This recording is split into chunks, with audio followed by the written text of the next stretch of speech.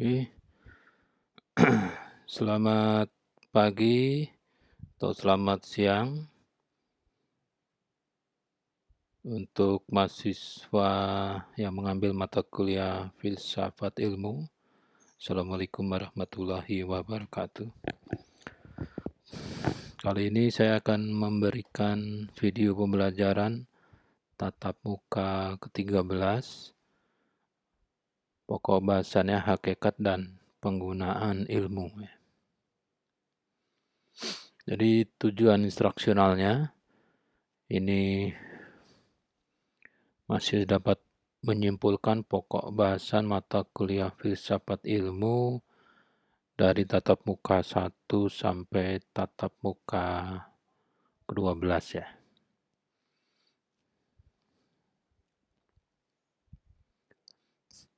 Jadi ilmu dan kebudayaan ini saling mengkait ya. Jadi kebudayaan itu isinya kan ada sekian ada 6 unsur ya. Dan 6 unsur itu nanti ada salah satu unsur yang mengembangkan ilmu ya. Ilmu dan pengembangan kebudayaan. Jadi ilmu itu nanti akan merubah kebudayaan. Dan akhirnya kebudayaan itu nanti juga akan bergerak di setiap masyarakat, mana yang penting dari 6 unsur itu. Nanti akhirnya bersama-sama 6 unsur di kebudayaan itu akan berkembang. Jadi kita mulai dari ilmu bagian dari pengetahuan ya.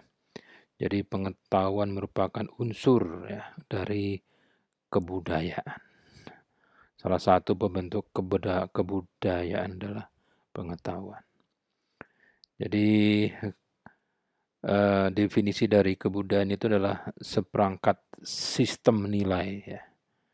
Jadi ada nilai ya, dalam bentuk gabungan dalam bentuk sistem. Jadi ada perangkatnya, ada toolsnya, ada instrumennya, juga tata hidup ya. Bagaimana kita hidup di masyarakat ya.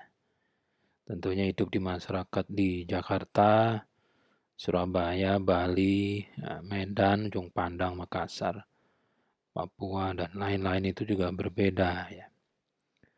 Dan juga kebudayaan merupakan sarana atau tools ya bagi manusia untuk mempermudah selama dia numpang hidup di bumi. Jadi manusia itu akan mengembangkan alat supaya mempermudah hidupnya ya. Ya, apapun itu hidupnya apa aja itu akan dicarikan cara untuk mempermudah. Kalau dulu nulis mesti dipahat ya, terus ditorehkan atau dituliskan di kertas. Kalau sekarang dituliskan di notepad ya, atau dituliskan di sesuatu media yang bisa disimpan dimanapun, cloud. Jadi kebudayaan mempunyai beberapa unsur ya, 6 unsur. Teori ya, ini nanti menghasilkan pengetahuan. Nanti pengetahuan akan membuat ilmu. Yang kedua ada unsur ekonomi ya. Jadi ilmu yang diperoleh itu nanti dari fungsi ilmunya adalah untuk memenuhi kebutuhan manusia ya. Terus estetika ya, estetika ini tulisannya salah. Estetika ini bagaimana memandang alam ya. Manusia itu memandang alam, melihat alam, menilai alam. Setelah itu unsur keempat adalah hubungan antar manusia atau sosial, ya sosial. Bagaimana tingkat sosial manusia di suatu kelompok masyarakat. Terus ada lagi politik ya, yaitu kekuasaan, pengaruh dalam kehidupan bermasyarakat. Kalau kita bertetangga, tetangga nanti akan membentuk suatu grup RT. Kalau di Indonesia RT, nanti RT, RW, kabupaten, kota, provinsi, dan seterusnya. Kalau dalam masyarakat yang luas lagi, lebih sempit maksudnya, kalau di perguruan tinggi itu nanti ada kelompok mahasiswa di suatu program studi, nanti ada tahun angkatan, ya, sama-sama membentuk suatu himpunan mahasiswa, dan seterusnya. Dan yang keenam ini agama. Nah, 6 unsur kebudayaan ini tidak semuanya menjadi nomor satu pentingnya, tapi tergantung di daerahnya masing-masing. Bisa saja di suatu daerah lebih mementingkan agamanya, ya, lebih penting agamanya gitu ya dibanding ilmunya dan seterusnya. Ya tergantung mana yang lebih utama ya. Ada yang lebih penting sosialnya gitu ya. Nah, kebudayaan ini kan ada di suatu masyarakat ya. Nah, masyarakat ini memang ada masyarakat yang homogen, ada yang heterogen ya. Heterogen. Dan apapun itu, mau heterogen atau homogen, kita lihat di masyarakat yang ada di Indonesia, ini ada gejala ya, gejala-gejala yang Anda bisa deteksi ya. Entah Anda bisa apa enggak, atau Anda paham atau tidak, atau Anda menganggap suatu itu gejala, atau Anda tidak tahu kalau itu gejala, saya tidak tahu. Jadi ilmu itu ya, ilmu atau pengetahuan yang menghasilkan ilmunya ini hanya dipelajari sebagai teori saja.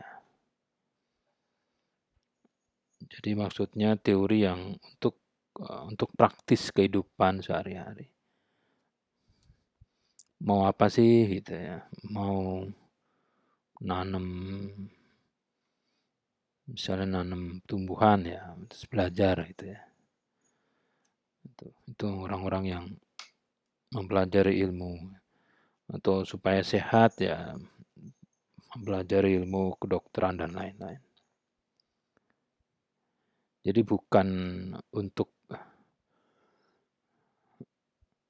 sebagai teori ya, maksudnya ilmu itu dipelajari bukan sebagai teori yang untuk untuk menyelesaikan masalah atau mempunyai kegunaan yang praktis ya. Tetapi masyarakat itu hanya mempelajari ilmu untuk memperkaya jiwanya saja. Jiwa ya, memperkaya jiwanya menjadi kaya gitu. Jadi yang kaya itu ternyata jiwanya. Jiwa itu ya sesuatu yang abstrak ya, abstrak. Jadi misalnya kalau ada di warung kopi gitu, Starbucks lah, sambil minum kopi terus makan pisang goreng. Ya sambil pisang gorengnya ada yang gosong atau ada yang pahit gitu ya. Itu orang-orang yang orang-orang yang makan pisang sambil minum kopi, ya tidak bareng, maksudnya ya minum terus makan. Itu berdebat tentang manfaat vaksin, bagaimana vaksin AstraZeneca, vaksin Pfizer, atau vaksin yang lain ya, yang lain. Jadi saling saling debat itu. Sampai diskusinya tentang pembayaran tol ya, yang terbaru deh. Jadi perdebatan itu hanya untuk mengasah ketajaman berpikir. Udah gitu aja gitu ya, seperti puas ya, dapat kepuasan. Sehingga kalau nanti Anda lihat kalau orang kumpul di RT ya, kumpul di suatu arisan RT ya isinya debat seperti sesuatu teknologi atau sesuatu topik yang setelahnya tidak merubah apa-apa. Hanya mereka seperti menonjolkan apa yang mereka telah baca ya sebelumnya gitu. Dikuasai ya enggak, wong mereka itu bukan bidangnya gitu. Mereka diskusi kayak gitu ya, yang enggak ada gunanya itu hanya untuk mendapatkan kepuasan. Ya kan enggak enak kalau minum kopi terus makan pisang goreng enggak ngomong, itu kan enggak enak. Jadi sebenarnya ilmu pengetahuan itu hanya sekedar dihafal gitu. Dihafal untuk apa ya? Untuk debat gitu ya, untuk debat. Jadi kalau Anda bisa debat di semua bidang ilmu, wah sepertinya Anda menguasai gitu ya. Padahal juga belum tentu gitu. Jadi kadang kalau di status sosial ya, di IG atau di Facebook atau di Twitter gitu hanya mengutip teori-teori saja ya. Mengutip teori 1, teori 2, teori 3. Jadi hanya itu aja gitu. Jadi hanya menuliskan suatu teori di media sosial mereka. Tapi nggak ngerti. Belum tentu yang nulis itu benar juga belum tentu. Gitu. Nah, ini juga tidak salah juga ya karena mereka itu sekolah itu juga bukan karena mau mendapatkan ilmu yang sesuai untuk menyelesaikan masalah dunia, tapi memang karena dipaksa oleh orang tuanya gitu. Ya seperti seorang anak belajar main piano ya klasik karena yang maksa orang tuanya. Mungkin ada sebagian Anda yang sedang mendengar ini juga masuk kuliah itu juga disuruh orang tua. Nah, itu aja. Jadi ilmu itu di masyarakat ditempatkan sebagai fungsi estetika gitu ya. Estetika. Jadi hanya untuk estetika saja, untuk keindahan saja. Karena mereka beranggapan bahwa pekerjaan yang praktis itu dianggap rendah ya. Pekerjaan-pekerjaan rendah itu. Maksudnya pekerjaan yang hanya memerlukan keterampilan sederhana. Misalnya pekerjaan ya Anda bisa lihat sendiri kan. Pekerjaan yang banyak dilakukan oleh rakyat jelata gitu. Bangsa sudra atau bangsa paria, jaga parkir ya. Tukang semir sepatu, itu bukan jabatan yang estetik ya. Jangan yang itulah gitu. Jadi pekerjaan menjadi masinis KA itu masih lebih rendah ya dibandingkan menjadi ASN, ya, masinis KA itu. Gitu. Ada sebagian yang bilang seperti itu. Walaupun masinis KA sekarang itu memang bukan ASN ya, tapi pegawai swasta. PT KAI itu masinisnya lulusan D3 transportasi ya. Atau S1 transportasi atau yang sejenis. Jadi kalau anak sendiri dimasukkan sekolah di SMA, tapi kalau keponakan cukup SMK saja. Nah, itu seperti itu. Jadi kalau Anda lihat peternak kambing Etawa itu ya memang sebagian kelompok masyarakat memandang rendah ya dibanding menjadi pegawai kelurahan misalnya. Walaupun sebetulnya kalau dilihat dari pendapatannya itu bisa bisa bersaing ya, bisa bersaing. Jadi persepsi-persepsi yang memandang rendah pekerjaan yang bersifat praktis ini ya dan mengedepankan pekerjaan-pekerjaan yang sifatnya ASN ya, pekerjaan yang mempunyai estetik tinggi, ini akibatnya membuat berkembangnya kebudayaan menghafal teori atau konsep dalam sistem pendidikan di Indonesia. Jadi teman saya itu pernah cerita waktu kuliah di luar negeri itu, kalau ujian itu nilainya 100 plus, 100 plus.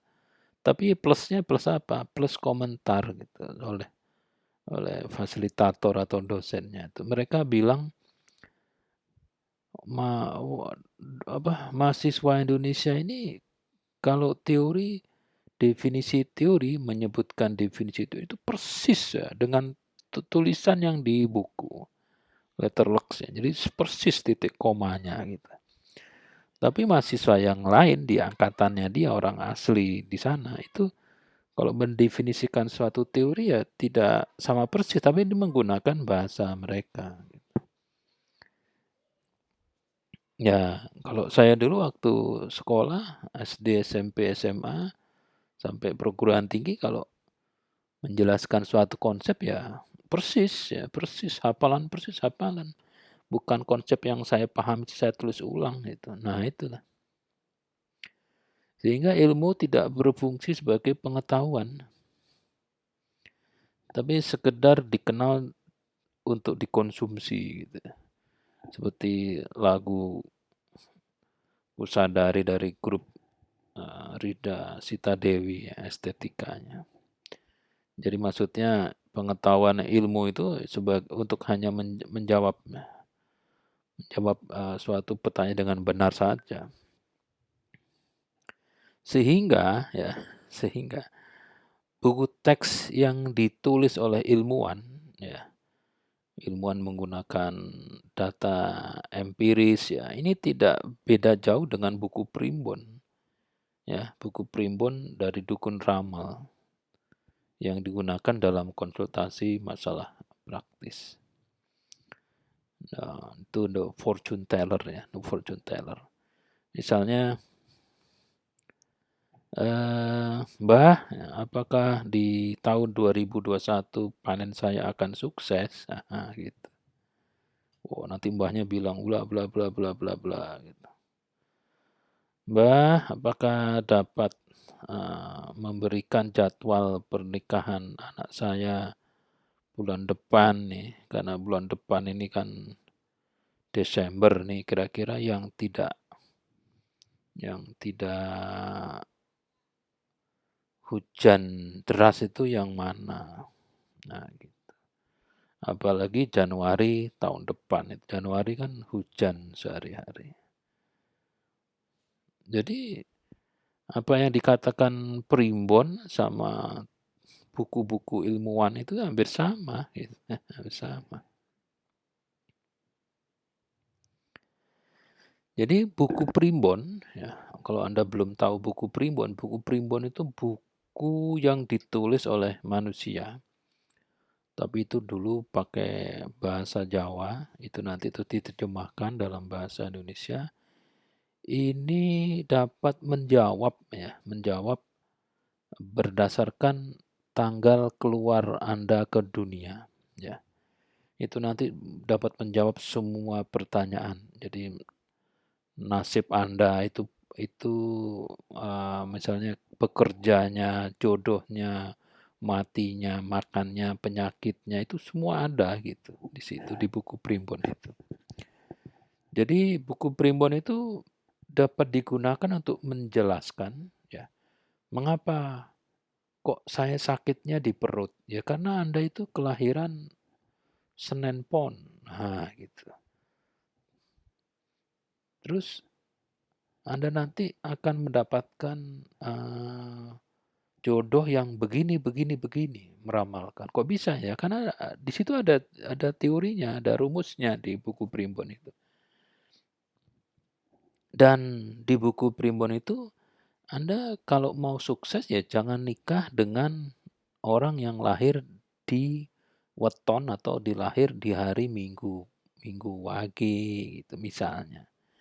Jadi buku Primbon itu bisa menjelaskan, meramalkan, dan juga mengendalikan. Sama dengan teori. Teori kan dapat menjelaskan, meramalkan, dan mengendalikan. Nah, apa bedanya gitu ya Primbon dengan teori? Jadi buku ilmu pengetahuan juga sama ya. Itu dapat menjelaskan juga, dapat meramalkan juga, dapat mengendalikan juga gitu. Jadi Primbon dan buku pengetahuan itu sama gitu. Nah, apa bedanya? Nah, kalau masalah hujan ya, ini hanya pada asas dan prosedurnya saja.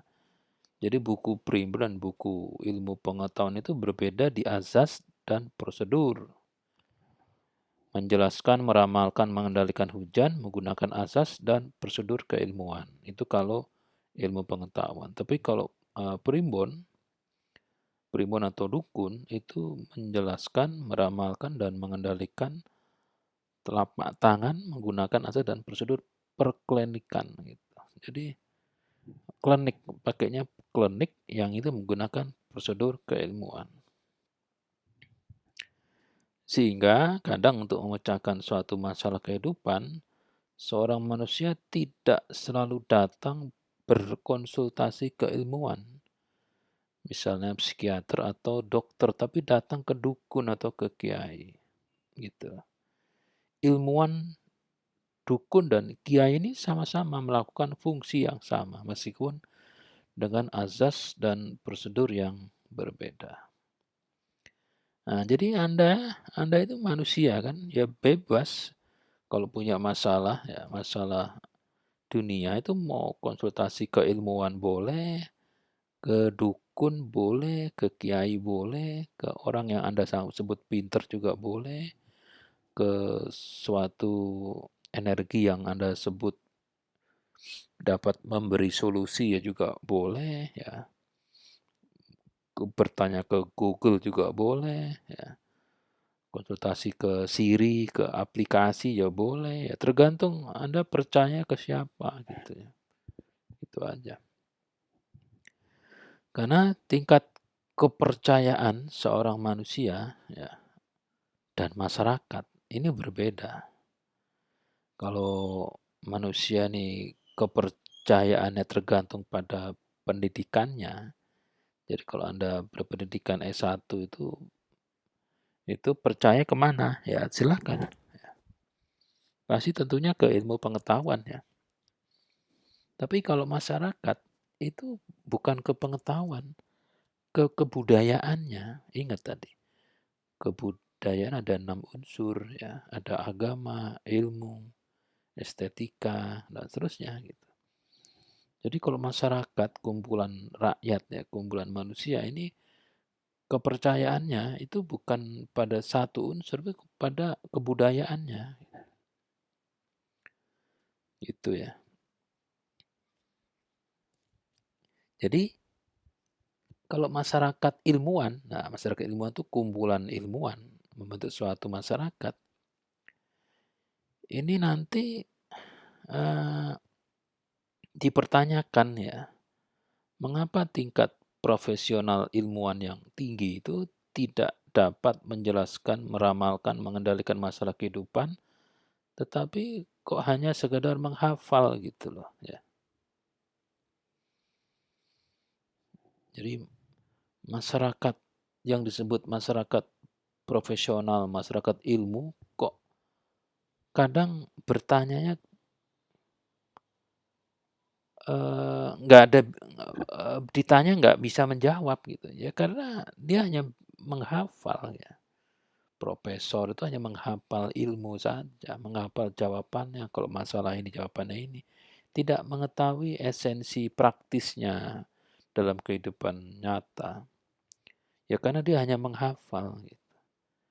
Jadi kalau ada ilmuwan yang hanya dapat menghafal teori saja, ya lebih baik jadi penulis lirik lagu ya. Lagu siapa ya? Siapa saja ya. Itu lagi terkenal itu ya. Apa? Job desk ya. Job desk sebagai penulis lagu, lirik lagu. Jadi daftar pustakanya masih menggunakan buku filsafat ilmunya Pak Yuyun S. Surya Sumantri ya. Jadi intinya di tatap muka ke-13 ini Anda nanti karena sudah belajar filsafat ilmu, nanti Anda di semester-semester yang berikutnya akan mendapatkan banyak ilmu pengetahuan. Ilmu-ilmu pengetahuan itu nanti Anda harus dapat membuat suatu tugas akhir. Tugas akhir itu untuk membuktikan suatu kebenaran, ya, suatu masalah nanti secara induktif dan deduktif harus Anda carikan solusinya. Ya, jadi begitu nanti Anda lulus ya, jadi mendapatkan gelar sarjana, Anda akan terjun ke masyarakat. Di masyarakat itu heterogen ya, dia menempatkan kebudayaan ya, lebih mementingkan kebudayaan. Jadi salah satu supaya bisa hidup di masyarakat ya Anda sudah capai ya, jadi menguasai ilmu. Tapi yang lainnya ya ada ekonomi, estetika, sosial, politik, agama. Ini masih banyak di situ. Jadi di kesimpulan akhir mata kuliah filsafat ilmu ini malah banyak pertanyaan. Ya, banyak pertanyaan. Mengapa di masyarakat ini ada gejala tidak mempelajari teori atau ilmu pengetahuan sebagai kegunaan praktis, tapi hanya untuk memperkaya jiwa. Oke, jiwa itu ya hanya untuk ya seperti itulah Anda bisa lihat di medsos ya. Saya kira cukup ya, ada nanti tugas tatap muka 12-13 itu Anda kerjakan. Setelah itu nanti kita di tatap muka terakhir nanti ada ujian akhir semester. Sampai di sini dulu. Yang baik disimpan, yang jelek dari saya dibuang. Sampai di sini kita insya Allah ketemu di mata kuliah yang lain. Selamat pagi atau selamat siang. Wassalamualaikum warahmatullahi wabarakatuh.